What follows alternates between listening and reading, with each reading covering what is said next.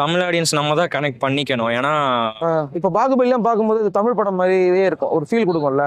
இதுவும் அப்படிதான் இருக்கு. மாதிரி அந்த மாதிரி ஒரு ஃபீல் அது ஏன் வந்து நம்மளுக்கு தெலுங்கு படம் ஃபீல் வரும்னா, ஒன்று டப்பிங்கோட அந்த அவங்க பேசுகிற அந்த டப்பிங் இருக்கு இல்லையா, அதில் வர்ற பேசுகிற டைலாக்ஸ்லாம் நம்மளுக்கு அப்படி ஃபீல் ஆகும்.